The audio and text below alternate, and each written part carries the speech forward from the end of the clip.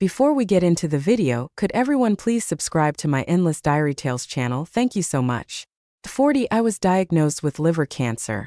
My husband ran off with the money. When my arch-nemesis heard about it, he spent a fortune to help treat me and stayed with me until the end. When I opened my eyes again, I was back at my wedding at 20. The MC passionately announced, "The groom may kiss the bride."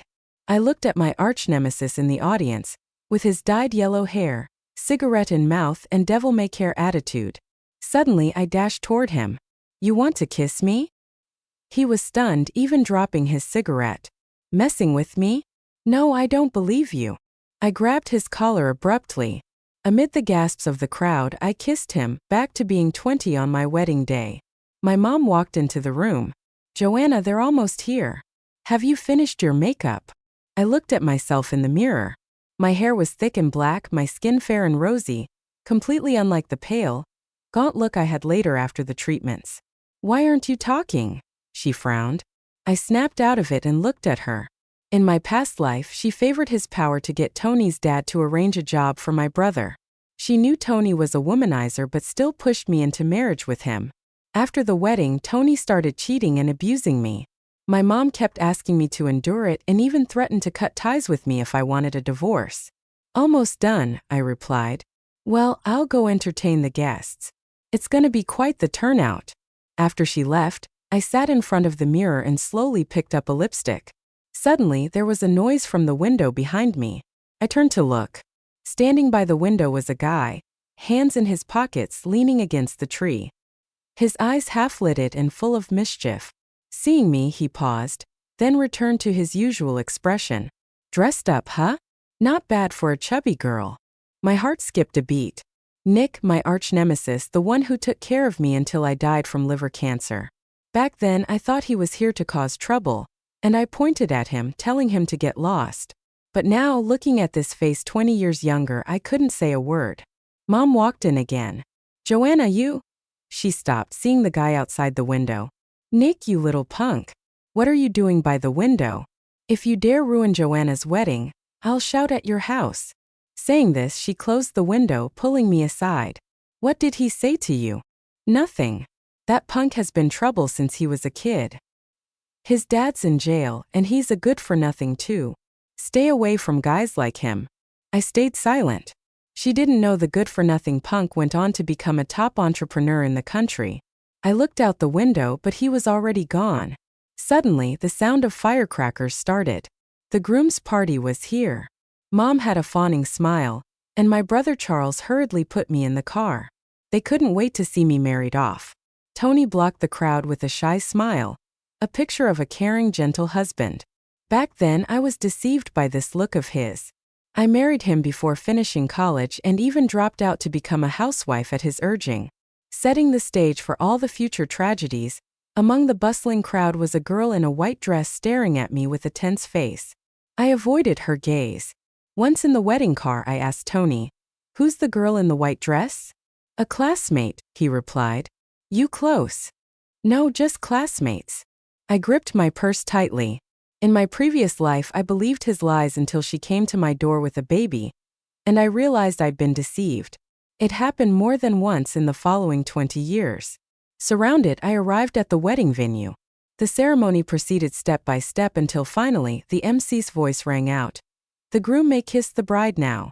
Tony came closer to me, his face full of shyness. "Joanna," he said. I took a step back.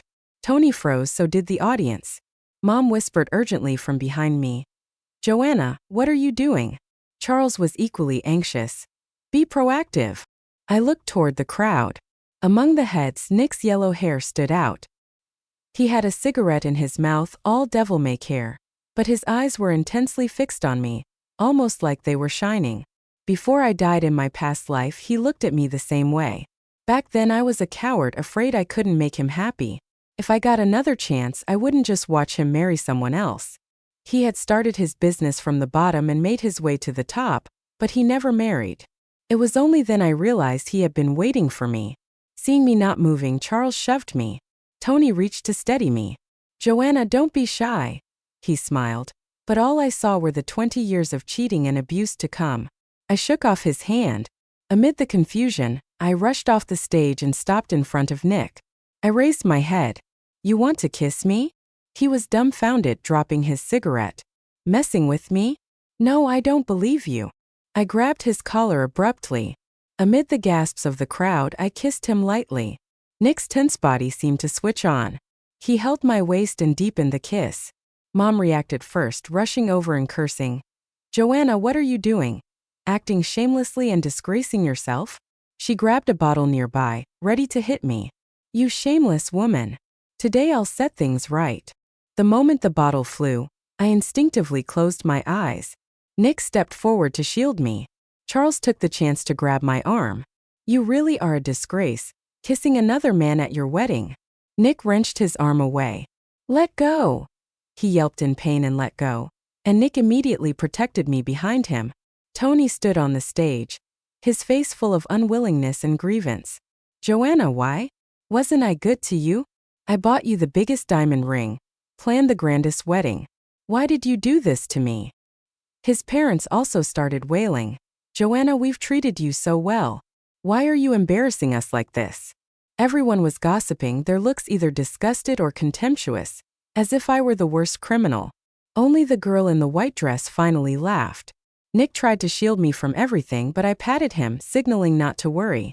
I stepped forward and opened the bag tightly in my hand. Some people play the victim. Even when they are the real troublemakers, I slowly pulled out a stack of letters. Because Tony was still seeing someone else right up to the wedding, these are the love letters he wrote to her. The girl in the white dress froze for a second, then showed a triumphant smile. In a past life, just before our wedding, she had secretly given me these letters Tony wrote to her. I confronted Tony with the letters then, but he sweet-talked me into forgetting about it.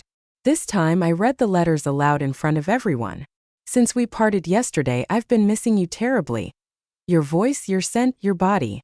The dirty, filthy words were all out in the open. I read them emotionlessly. Tony's calm demeanor vanished. His face contorted. "Joanna, you're lying. How can you prove I wrote these?" I met his gaze and smiled lightly. He froze. He probably never expected that woman to leave such damning evidence. From the pile of letters, I slowly took out a photograph. Seeing what was in the picture, everyone gasped. In the photo, Tony was holding a baby tenderly, and in the background was a hospital bed with a woman who had just given birth. The crowd erupted. Tony was obviously panicking and glared fiercely at the girl in the white dress. She was freaking out too. She probably didn't expect me to reveal such humiliating evidence so publicly. Tony grabbed the mic from the MC. "Don't listen to this crazy woman. This photo is from when a friend had just given birth, and I went to visit. The child has nothing to do with me." I hadn't even said anything, and he was already so desperate to explain. I anticipated he wouldn't admit it, so I handed the letters and photo to the guests around me. Everyone eager to watch the drama quickly swarmed in. I looked at Nick. He understood immediately and took my hand. "Let's go." I ran away from the wedding still in my wedding dress and walked out of the hall with Nick. He held my hand carefully, his usual roguish charm replaced by a cautious sincerity. He kept glancing at me as if checking if this was a dream. Nick and I were sort of neighbors. His father was jailed for theft when he was young, and his mother ran off, leaving him barely getting by with relatives' help. Maybe as self-protection, he was fierce in fights from a young age. If someone insulted him, he'd beat them bloody. Adults said he was the child of a criminal and told us to stay away from him, but for some reason I was never afraid of him and often stood up for the kids he bullied. Over time, we became archenemies until later I got married for love, and he left to start a business far away. We lost contact after that. Nick stopped in front of a store. The sign said, "Electronics Repair and Sales." He pulled out a key and opened the door. Inside were shelves full of appliances and parts. "Is this your store?" I asked. For someone who seemed to have nothing, he had actually set up a business. He looked back at me. "Want some water?" I nodded. He turned to pour water, his shoulder muscles taut under his shirt. I thought about our recent kiss. His large hands held me tightly, strong and firm. Face flushing, I looked away. After drinking the water, Nick took me upstairs. There was a bedroom and bathroom, probably where he lived. He took out some clothes from the closet. The wedding dress might be uncomfortable. Change into mine. I'll go down and buy you something more fitting. I felt a bit embarrassed. After a shower, Nick hadn't returned. His clothes were huge on me. The t-shirt hung like a dress. When he came back, he brought 2 meals and was momentarily stunned seeing me. Then he looked away, his ears slightly red. After dinner it got dark. You should sleep early. I'll sleep downstairs. I woke up in the middle of the night. When I looked for him, I found he was still awake. In the dark, the glow of his cigarette burned. Nick, I called softly. He immediately stepped it out. Why are you up? I gave a cliched reason. I'm scared. Then I'll stay with you. He moved a chair into the bedroom. I'll sit here. You can sleep without worry. Playing the damsel in distress, I said. Can you lie down with me? The single bed barely fit the 2 of us.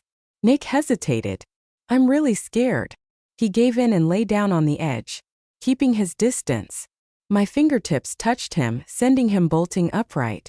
Strangely emboldened, I looked pitifully at him. Do you not like me? In the moonlight, his face seemed to blush. Then why are you afraid? I asked. Why am I afraid? Then kiss me. He froze, unmoving. I remembered he liked to make people call him honey in a past life. So I swallowed my pride and said softly, honey. He flipped over and pinned me down, cursing softly. His hand gripped my waist as he kissed me desperately. The strong scent of male hormones overwhelmed me, his solid muscles restraining me. Halfway through, he raised a hand and unbuttoned his shirt. Blushing, I turned my face away. Suddenly, he laughed and stopped pouting. He whispered, if you tease me more, it won't be this simple next time. He moved back to the edge separate from me. Too tired to argue, I drifted to sleep. Groggy, the next morning I heard voices downstairs. Rubbing my eyes, I went down. I brought what you asked for. Quiet down, Joanna's still asleep. Peeking out, I greeted. Hello. Startling a thin young guy, he quickly said. Leave now. Nick frowned, ushering him out. Got it. I'm going. After the guy left, Nick brought out steaming breakfast from the kitchen. You bought this? I asked. No. He looked away, embarrassed. I made it. I was taken aback. How much effort had he put in to make breakfast this early? Cautiously, I took a bite. It's delicious. Nick rubbed his nose awkwardly. After breakfast, I got ready to head back to school. In my past life, I had to drop out because of marriage. And it's always been a regret of mine. Now that I have a second chance, I can't let that happen again. Nick offered to drive me, but I declined. There's a bus that goes straight to campus. He paused for a moment. Then I'll pick you up tonight, all right? Just as I reached the school gate, I saw Tony. I took a step back. He was surely here for revenge. The memory of his domestic violence in my past life was still fresh. Maybe it was because there were many people around, but he didn't act out. In fact, he even put on a calm face. Joanna, let's talk. I frowned. There's nothing to talk about. Tony wasn't annoyed and even smiled. Are you sure? I had a bad feeling. I've posted some interesting stuff at your school. What do you think it could be? After speaking, he looked at me with a confident smile. If you go now, you might still have time. Anger surged within me, but I knew now wasn't the time to lash out. I left him and ran into the school by myself. The campus is huge, and I had no idea where he could have posted whatever he was talking about.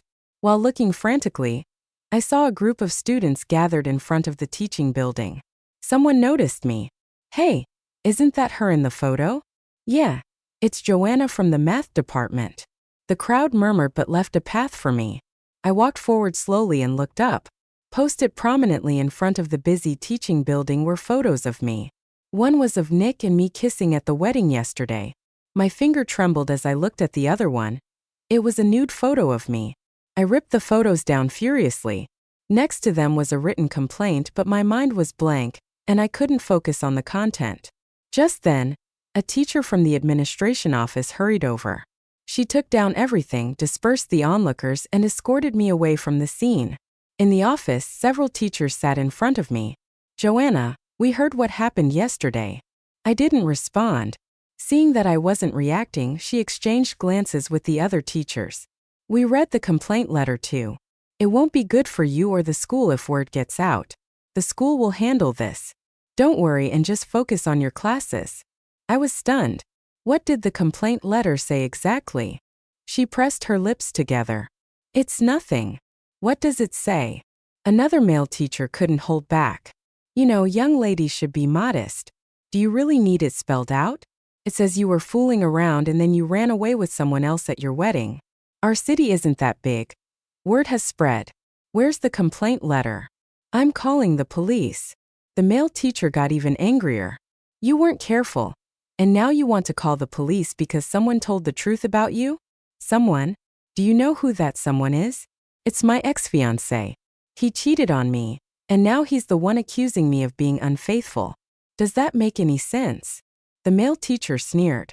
Tony didn't pursue the matter when you accused him at the wedding, and now you want to blame him again? My rage began to cool. How could I forget? Tony is the director of the Education Bureau. Most people in the education system know him. The counselor tried to comfort me. Joanna, it's all in the past. The school dealt with the complaint, so try not to dwell on it. They were all trying to protect the school's reputation. I clenched the nude photo in my hand. It was the last piece of evidence. I understand I left the office calmly, as if the argument had never happened.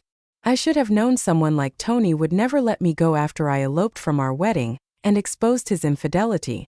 I finished my classes under the judgmental stares of my classmates. By the end of the day, I felt completely drained. The autumn evening was chilly, and the long dark road was dimly lit by a distant street lamp. Leaving the school, I saw a familiar figure in the distance. Nick was leaning against a motorcycle wearing a black bomber jacket. When he saw me, he raised his chin. He walked over slowly. He could tell something was wrong. Why the long face? I shook my head. It's nothing. He looked at me for a while without saying anything, then turned and got on the bike, patting the back seat. Come on, let's go for a ride. I put on the helmet he handed me and climbed onto the back. I wasn't sure where to put my hands. He suddenly grabbed my arm and placed it around his waist. His voice buzzed through the helmet. Hold tight. My heart jumped and my cheeks felt hot. The bike took off with incredible speed, and I instinctively held on tighter. His lean waist was firm, and I could feel the warmth of his body, which seemed almost burning. He rode around the city, eventually stopping at a bridge. This bridge was famous in our city because of a mythical story. Many couples came here for romantic rendezvous. I thought Nick just wanted a romantic moment, but as we walked side by side in silence, he didn't say a word. When I turned to look at him, I found him standing awkwardly in front of me.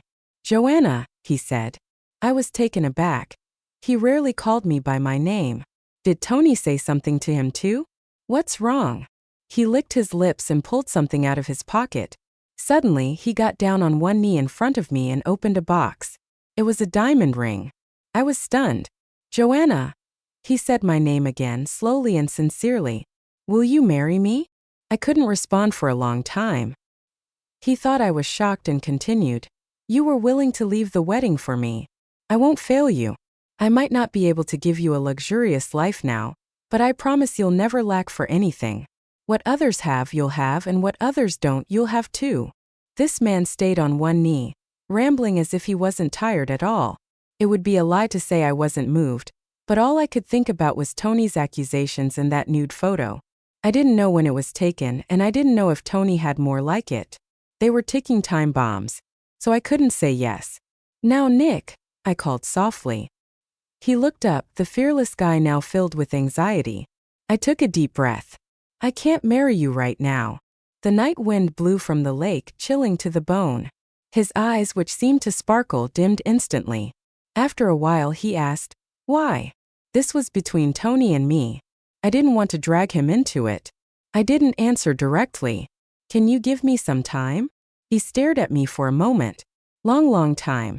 Okay, maybe because they felt embarrassed by me. My parents hadn't contacted me since I ran away from my wedding. Nick didn't seem to care that I had turned down his proposal. I said I wanted to stay at school and he stopped me. What, you trying to run away?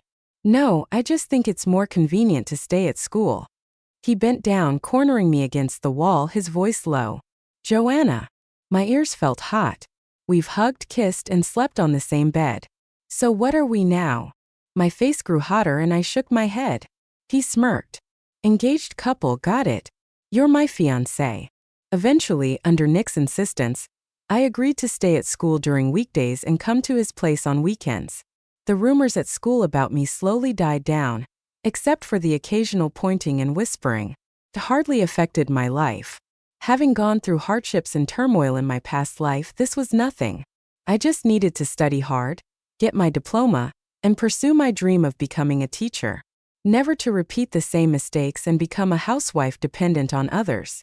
Meanwhile, I started to recall the events of my past life. Back then, Tony became the director of education at a young age with his family's help. In others' eyes, he was in a high position, cultured, and a good husband and man. Until later when Coco, the girl in the white dress at the wedding, came to his door with a child. Everyone saw his true colors. He had an illegitimate child before marriage and continued to flirt with other women afterward. I closed my eyes trying to remember the scene when Coco caused a ruckus. At that time I was just shocked and ashamed, thinking she was trying to threaten me to give up my place. But I didn't remember the real reason for her outburst. I vaguely remembered she mentioned money and other women. In other words, Tony had grown tired of her, found someone new, and cut off the support for Coco and her child. She had endured being his mistress for years, unwilling to break up unless truly desperate. So now, to expose Tony's real face to everyone, Coco needed to see the truth. But how do you convince a woman who willingly became a mistress to expose Tony? It's not easy. No matter what, there was still time for everything. I found out where Coco worked, choosing a Friday afternoon to visit her directly. When she saw me, she was clearly taken aback but soon composed herself. In the photo of the family of 3 she secretly slipped me, she didn't show her face. So at this moment she still assumed I didn't know the truth. You're Joanna, right? Here to buy clothes. She smiled as she approached me, just like she would with any customer. I stared at her until her smile faded. Do you need something? Her tone lost the patience it had. I smiled. I remember you attended my wedding, so what? Then you must have seen the photo I displayed, right? She pursed her lips for some reason. Though the woman in the photo only showed part of her face, I always felt she looked a bit like you. She reacted like a cat whose tail was stepped on. What nonsense are you talking about? Realizing she was loud, she glanced around and lowered her voice. Sorry, I don't know what you're talking about. I'm working. If you don't need anything, I can't help you with that. She turned to another customer. Guessing her directly was going to be tough, I left the store and, as planned, took the bus back to Nick's place. On the way I thought about how to deal with Tony, but arriving at Nick's shop, I found him facing off with a group of people at the door. The leader was none other than my younger brother, Charles. At that moment he was shouting, "You're scum! Seducing my sister, making her run away from her wedding. You've ruined her reputation." Such seemingly protective words from Charles sounded strange and laughable. I stepped forward. I left willingly. It has nothing to do with him. Charles quickly tried to grab my hand, but I sidestepped. He paused awkwardly, then said, "Since you left, Mom and Dad are starving themselves, losing weight. They care about their reputation, which you know. I came with a thick skin to find you, so come home and apologize to them." As I wondered when Charles started caring so much about family, he continued, "And it's best to apologize to Tony." So that was his real motive. I smirked. Apologize? Sure, how? By kneeling and admitting I didn't marry into a higher status? I couldn't give them a prominent son-in-law and made their son lose his job. Charles's face darkened instantly, but he held back. "Joanna, by doing this, you've thrown the family into chaos." Chaos? The one thing I know is you lost your job and must hate me for it, right? Sorry, but I'm not buying your loving brother act. He couldn't hold back anymore, gritting his teeth as he swung a slap at me. Bitch! I instinctively closed my eyes but heard a cry of pain instead. Nick had kicked Charles hard, sending him sprawling onto the ground, groaning. Charles cursed and pointed at his lackeys. "Beat them." Nick's face was dark and no one dared to move. "Hit them." Charles shouted again, and someone hesitantly stepped forward with a wooden stick. But before they could swing, Nick grabbed their wrist, kicked them in the stomach, and they fell howling, the stick rolling away. The rest hesitated even more. Charles yelled louder, but no one moved. Seeing this, he grabbed a bucket of something and threw it at us. Nick quickly pulled me aside, but he was still a second late, getting splashed on half of his body. The red paint dropped like blood, dripping off his clothes. I was untouched, clean and safe behind him, except for one small splash on my forehead. Nick turned and saw the paint on my forehead. The calm atmosphere suddenly became intense, almost out of control. He slowly stepped forward, picked up the fallen stick, and advanced towards them. The paint on his shirt made him look almost ghostly. I knew how he could be when he lost control and felt an incident was about to happen. I quickly tugged on his sleeve. "Neat?" He suddenly seemed to snap back to reality, looked down at me, and his grim face softened. "Ned, a bit, it's okay, don't be scared." Charles, unaware of his close shave with death, kept shouting stubbornly, "You've got guts, don't steal someone's wife, loser." Nick shot him a murderous glance. Charles paused, stopped cursing, and dragged his lackeys away while muttering curses under his breath. After they left, I realized my hand clenching Nick's sleeve was sweaty. He almost charged at them. I slowly let go of his sleeve but then heard a voice above me. "I'm sorry." I looked at him blankly. "Why are you apologizing? I'm the one who should be sorry. I forced this change in our lives, bringing him so much trouble because he lifted his hand and gently wiped a bit of paint off my forehead. I couldn't protect you." "I'm sorry." I was stunned. Despite being covered in paint, he seemed unfazed, except that he cared deeply about the bit of paint on my forehead. I've never felt this important. As a child, my parents favored Charles. As an adult, I married a jerk in haste, stumbling through life stuck between my family and my marriage. It was only on my deathbed that someone held my hand and told me how much I meant to them. And now he's standing right in front of me. I blinked, feeling a bit choked up. I slowly hugged him, breathing in his familiar and reassuring scent. I closed my eyes. "I'm sorry. I'm sorry I didn't notice your feelings in my past life. I'm sorry it took me until now to realize that my feelings for you aren't just gratitude or repayment, but love." Nick stiffened for a second, then hugged me back. "I love you too." When we got back, Nick changed his clothes, took a shower, and then took me out to dinner that night. Before bed, I suddenly felt nervous. I wondered if anything would happen, but when I opened the bedroom door, I saw that the room, which originally had only one bed, now had two, like a hotel room. However, the two beds were placed far apart, one on the west wall and the other on the east wall. Nick saw me pausing and went back to his nonchalant demeanor. "What, you still want to share a bed with me?" My cheeks turned red. A big hand landed on my head, ruffling my hair.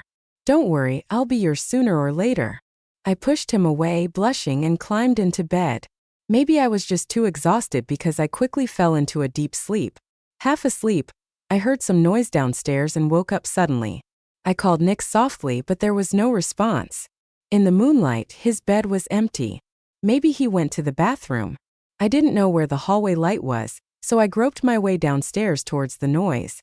It was pitch dark downstairs too, except for a faint red glow from the couch near the studio. I breathed a sigh of relief.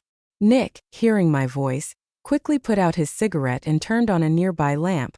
In the dim light, I saw dried blood on the corner of his mouth. Thinking it was a trick of the light, I stepped closer and realized his mouth, eyebrows, and ears were covered in bruises. "Did you get into a fight?" He looked down, crushing his cigarette butt, and didn't say anything. "Did you fight Charles?" He took a deep breath, leaned back on the couch, and looked up at me. I was a bit angry but tried to keep calm. "Why didn't you tell me?" He still didn't answer. "Charles always hangs around with a bunch of aimless high schoolers. They don't know their own strength. What if they hurt you? And even if you're a great fighter, what if 10 or 20 of them came? How would you escape?" Nick lit another cigarette, reached for the lighter, then stopped his hand mid-air. "I'm sorry." "Sorry, I was too emotional. I just want you to not hide anything from me. We can figure things out together." The room was silent for a few seconds. Suddenly Nick spoke. "I feel the same way." I was taken aback. He slowly looked up, his dark eyes even more intense in the soft light. "So, is there something that happened at school you want to tell me?" For some reason at that moment, I felt my drifting soul had found an anchor. An indescribable sense of peace and belonging surrounded me. My nose stung and I quickly looked down. But tears started falling uncontrollably. In this second life, I didn't cry when my parents pushed me into the abyss, when Tony posted naked photos of me, or when the teacher scolded me. But now I cried. Nick, looking like a kid who did something wrong, jumped up from the couch, dropping his cigarette. Summer, it's all my fault. Please don't cry, okay? What happened that made you feel so wronged, honey? Hearing him call me honey, my tears stopped out of sheer embarrassment. I half angered, half shyly pushed him away. What are you saying? But he pulled me back, grinning mischievously. What's there to be afraid of? We'll say it sooner or later. I nestled in his arms, feeling gradually warmer inside. I was about to tell him what happened but hesitated. Would he think less of me if he saw that explicit photo? Would he think I was really a loose woman? But I had no choice now. I took Nick back to the bedroom, slowly pulled out the crumpled photo, and explained everything to him. The whole time he clenched his jaw, eyes reddening. I grabbed his hand, fearing he'd do something rash. I will get revenge on Tony, but not just by beating him up. I have my own way, trust me. Also, I paused. If it makes you uncomfortable, you can tell me. I won't cling to you. Nick froze. What do you mean? His serious tone startled me. I mean, Joanna. He called my name slowly. This kind of photo only shows that you're a victim. Nothing else. The person I love, I'll love until the end. My heart almost melted in an instant. I wanted to say something but found myself choking up, unable to get a word out. Nick sat me on the edge of the bed, gently stroking my back to calm me down. Do you have any guesses about this photo? Now, first I can rule out that it was taken while I was awake. Second, the background only shows part of the bedsheet. In the dim light, it's hard to tell its color, but it seems vaguely light blue. Suddenly, a light bulb went off in my head. It must be Charles. Nick looked at me. I haven't stayed anywhere else recently, and I just happened to have a light blue bedsheet like the one in the background. The photo must have been taken in my room on my bed while I was asleep. No one else could have done this except Charles. Nick paused for a few seconds. I'll look into this. You go ahead and do what you need to do. Don't worry, I won't do anything reckless. The bad guy will get what's coming to him. He finished speaking and gave me a light kiss on my forehead. For tonight, just have sweet dreams. From that day onward, I put the issue of the nude photo aside. Whenever I had free time, I would wander around the mall where Coco worked. Nick had previously told me he found out that Coco had a father who was a heavy gambler. Their family had always been in poor financial shape. After she had a child, she could only rely on her meager salary and the money Tony gave her. One day, I saw her father pestering her at the entrance of the mall. Coco, have you gotten paid this month? What does it matter to you? I've already told you not to come looking for me during work hours. If the boss sees you, I'll get fined again. Coco, I owe money to people and have been delaying payment for a long time. They said if I don't repay them, they'll break my legs. Please have mercy on me. Help me this one last time, okay? The old man began to cry and wail, attracting a lot of attention from passers-by. Coco obviously didn't want to get tangled up with him anymore, and her whole demeanor deflated. How much do you owe? Hearing that, the old man's crying stopped instantly.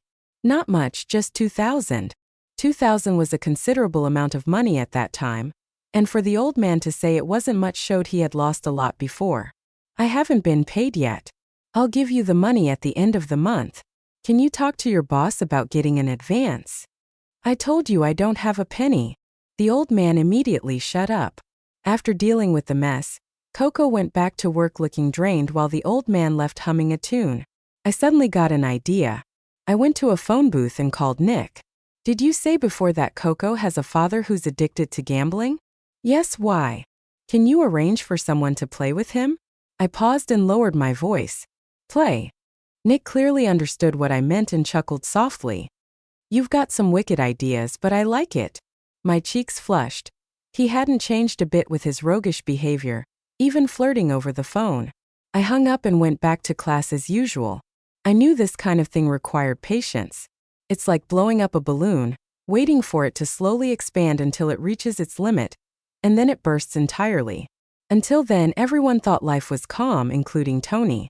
A while after the tip-off letter incident, Tony seemed to be trying to see how down and out I had become. He deliberately picked a time to corner me at the entrance of the classroom building. "Oh, down to this level now and still not dropping out? Didn't you know what your classmates say about you behind your back? Or are you too scared to listen, pretending you don't hear?" I looked at him calmly. "Anything you want. I just came to check on my ex-fiancée.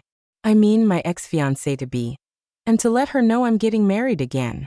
The new bride is the police chief's daughter. Her looks, her body, her family background are all 1,000 times better than yours." His tone was humiliating, his eyes full of disdain. "And Joanna, you don't seriously think there are no consequences for running away from me, do you? This is just the beginning. I'll make sure you become a complete disgrace." "Really? I wasn't panicking at all. You didn't think I was really scared, did you? Tony, what goes around comes around. Don't you think that everything you've done won't go unnoticed?" I walked slowly over and patted him on the shoulder. "You're about to get married. Keep a low profile. Wouldn't want anything to ruin your wedding, right? Because if anyone ends up disgraced, it just might be you." He flung my hand away abruptly. "Don't touch me." I sneered, wiping each finger clean one by one right in front of him. "Pretty dirty." His face turned ashen, and his cheek twitched with anger. At that moment, the previously busy entrance of the classroom building, where he had chosen to humiliate me, had become the biggest obstacle to him making a move. I smiled again and walked away without looking back as he said the real show was just beginning. About 2 weeks later, I went to Coco's workplace again. From afar, she looked like she had lost a lot of weight, her complexion sallow with dark circles under her eyes. It seemed her father had been asking her for money frequently, maybe because of my threatening conversation with Tony last time. From what I observed, Tony had indeed reduced his contact with her. I wondered if the monthly allowance had been paid on time. This time, I walked over with a smile. Seeing me, her face changed. "What do you want?" I got straight to the point. "I know you're short on money right now." She froze. "Your father is an energy vampire, constantly asking you for money, and you can't ignore him because you have a child at home who needs a mother to take care of him. Recently, that irresponsible man has even stopped your living expenses." She started trembling. "What are you trying to say?" I took 2 steps closer and looked her in the eyes. "Coco, don't you get it? All your misfortunes now are because of that man. Do you know why he hasn't contacted you? Because next week he's getting married to the police chief's daughter. Do you still dream he will look back at you or your son?" She crumbled to the ground, clutching her chest, shaking her head desperately, muttering, "Impossible." I knelt down and squeezed her hand. "Actually, I didn't break the engagement because of the evidence you gave me." She looked at me somewhat confused. "It's because I know all these years, besides you, he had many other women." That was the final blow. Coco was completely devastated. I think she saw through Tony's true nature a long time ago. It was just that love and her son kept her living in denial. But now someone had ripped. I peeled off the bandage, exposing the rot. She couldn't deceive herself anymore. Walking out of the mall, I suddenly felt a sense of relief. If the plot went like my previous life, Coco would make a scene with her child in public, most likely choosing the wedding day. But nothing was certain. It didn't matter. I had other plans. Soon, the wedding of Tony, the scumbag destined for ruin, arrived that day. I took the day off to attend. A short while ago, I was the one escaping from here. Now it was all happening again, only to someone else. The wedding was bustling with people, many of whom were familiar faces from before. I sat in the audience wearing a hat and mask. No one recognized me. The wedding began. I watched the bride and groom walk on the stage, go through the motions, kiss, and exchange rings. Tony still had that disgusting fake demeanor. Even when the couple came down to toast, Coco hadn't shown up. Maybe in the end, she was still bound by love. Just as I got up to leave and start my next plan, the hall doors were suddenly slammed open. The loud noise drew everyone's attention. Standing at the door was Coco, holding a crying little boy. Tony's face changed drastically. He almost dropped his wine glass. hurriedly walking toward Coco. As he passed my side, I stuck out my foot. He tripped and fell flat on his face. "Tony, you bastard. You abandoned me and our son to marry another woman. Don't you have a conscience? Aren't you afraid of karma?" Coco's voice was loud. Everyone could hear her clearly. In my past life, this was how she confronted me. The venue went silent for a few seconds before erupting. Everyone rushed to get a front row seat to the drama, quickly surrounding Coco and Tony. "Who are you? I don't even know you." Tony got up awkwardly, ignoring who tripped him, trying to pull Coco away. His tug only made the child cry louder. A concerned guest stepped between them. "Talk it out. Don't get physical. It's not good to hurt the child." Tony's face turned pale. The bride, unable to tolerate the humiliation, turned to leave. "Sonny, don't listen to this crazy woman. I don't even know her. She's just trying to ruin my reputation." But Coco let out a cold laugh, raising her voice. "Tony, do you think I'd have no evidence after all our time together? I used the camera you bought me to take pictures of you in bed, just in case you'd deny it one day and call me crazy." With that, she held the child in one arm and pulled out a stack of photos with the other, throwing them onto the ground. In seconds, the photos were picked up and passed around the crowd. The bride lifted her high heel and stomped on Tony's foot, then walked away. Tony screamed in pain. Coco wasn't satisfied with just riling Tony up and turned to the guests. "Do you all remember Joanna, who fled from Tony's wedding a month ago? She accused Tony of cheating because of the evidence I gave her. You know why it was such a big scene? Because this scumbag has toyed with more than one woman's feelings. He has mistresses and probably—" Tony was completely speechless, collapsing to the ground. Charles arrived late, trying to pull Coco away, but someone yelled out, "Why bully a single mother and her child just because your son messed up?" Soon others joined in support. Failing to resolve the situation, Charles turned around and slapped Tony hard, knocking him almost sideways. "I failed as a parent. This is our family matter. Please don't discuss or spread it. Thank you." As he dragged Tony away, an enraged middle-aged man entered, kicking Tony without a word. Unable to get over his anger, he kept kicking until Tony begged for mercy on his knees. No one dared to stop him, not even Tony's parents. The man was the bride's father and Tony's boss. I watched it all unfold, a cold smile on my face. All dramas have an end, with the bride leaving and Coco being taken away by the police. Peace seemed to return. I removed my mask and hat and slowly walked up to Tony. I looked at this man I lived with for 20 years in a previous life, feeling nothing but unfamiliarity and disgust. When he saw me, his glass dropped and shattered. "Was this all you?" I smiled. "A wedding gift for you. Do you like it?" He roared like a beast, shedding his gentlemanly facade, raising his hand to hit me. His punch missed as I dodged. He froze. Funny how 20 years with him taught me only to evade his blows. "There are police outside. Are you sure you want to hit me?" His sanity returned and he froze. "Tony, do you know where you went wrong?" He stared blankly at me. I continued, "You failed because you're fake, greedy, lustful, and irresponsible. Your life is like a tree rotten to the core. Whether you collapse early or later was just a matter of time, and now I just made it happen sooner." Tilting my head, I smiled. "Good luck." With that, I left the chaotic wedding scene, shaking off 20 years of despair and pain without looking back. News of Tony's mistress crashing the wedding, causing the bride to leave, spread quickly, even making the local news headlines. Now everyone knew he was a hypocritical womanizer. Meanwhile, with Nick's company, I took the incriminating photos to the police station and filed a report. Based on Nick's recent investigation, after Charles took those nude photos of me, he had a high schooler bring the camera to a Photoshop downtown to develop them. High schoolers aren't usually mature, so when Nick interrogated him, he spilled everything. We contacted the owner of the Photoshop. Since they were nude photos, he remembered them vividly and agreed to testify. The police came to collect evidence. Immediately seeing a bunch of cops freaked my parents out. Then they saw Nick and me outside the door and started yelling. "What now? You ran away and think dragging the police here will get you back in? Let me tell you, as long as we're alive, you won't set foot in this house. Disgraceful wretch, why haven't you died out there?" Their words got nastier and nastier to the point the police couldn't take it anymore. Please don't interfere with our investigation. Parents quickly changed their tune. What happened?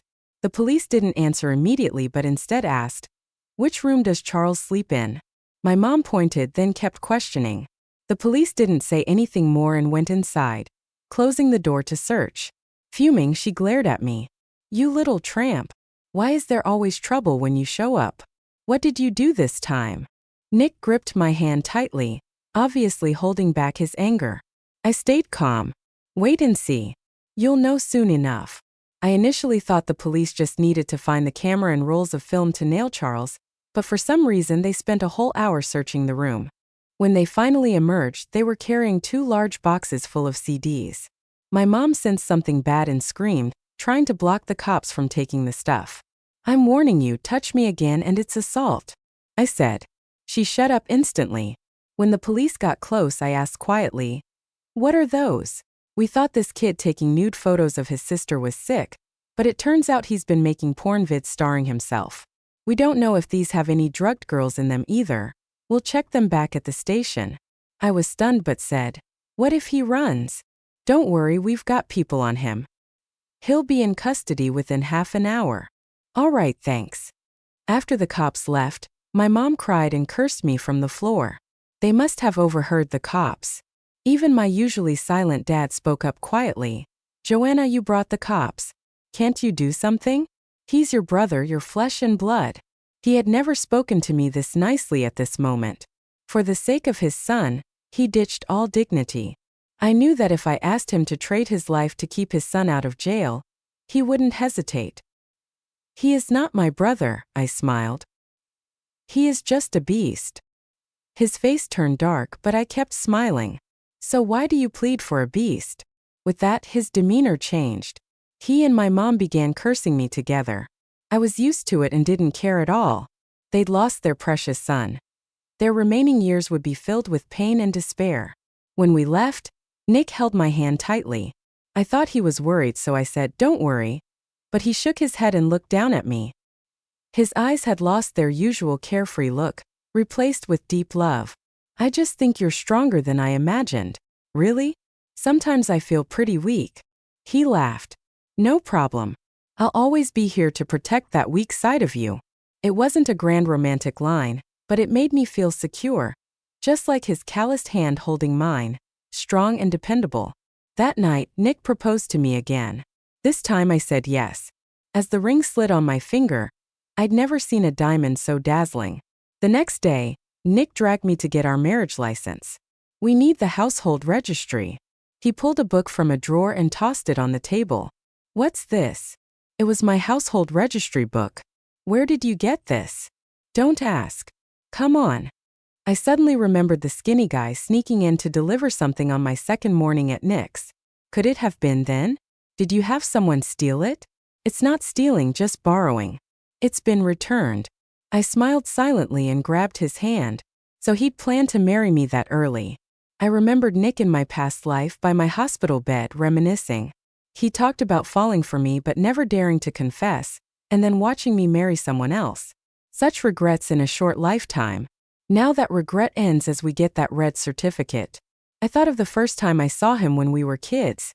He was sitting alone in a gravel pile, looking out of place. I asked what he was doing. He said he was waiting for his mom. I sat with him to watch the sunset. When parting, he asked if I'd sit with him again tomorrow. I nodded, saying yes. Will you stay with me forever? I hesitated but nodded again, yes. Later, I heard Tony's reputation was ruined in the city. He lost his job and stayed home all day. Eventually, people saw him ragged, fighting kids for candy, looking crazy. But these were just rumors. I stopped caring about his affairs. As for Charles, he got sentenced to over a decade for rape and distributing porn. Who knows if his doting parents will still be around when he gets out.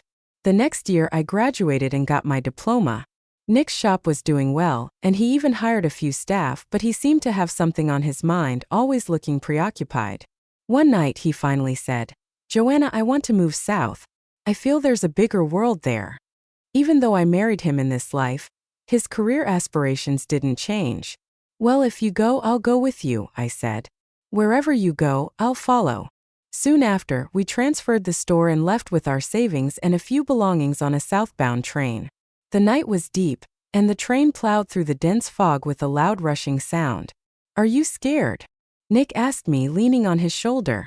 I knew the future held many challenges, that life isn't smooth, but by Nick's side I felt secure. As dawn broke, I turned to him and smiled. Nope, not scared.